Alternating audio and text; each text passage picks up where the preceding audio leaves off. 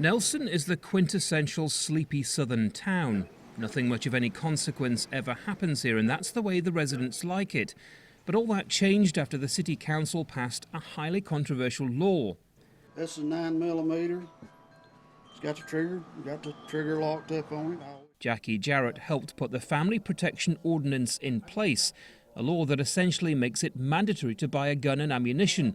And although it won't be enforced, Mr. Jarrett says it makes a strong statement. You know, if people think you've got a weapon in your house, they shouldn't break in on you. So it might accidentally save you from having to shoot you, because most everybody here's got a weapon to start with. But the town's only police officer says the new law is less about deterring crime and more about taking a stand against gun control.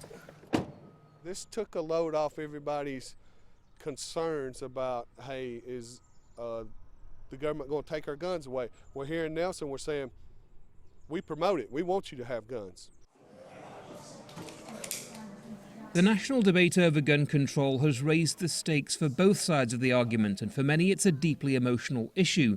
But retired Nelson resident Lamar Kellett says the Family Protection Ordinance and symbolic laws like it are a waste of time. It's just an exercise in futility. It's just like going around in a circle. You're right back where you started. They didn't accomplish anything but just stir up a lot of media noise that I think reflects poorly on the city. What local officials have done here then is to make a stand, albeit a symbolic one. But what's happened here in Nelson raises an important issue. For millions of gun owners, there is the genuine fear that the federal government wants to take away their weapons.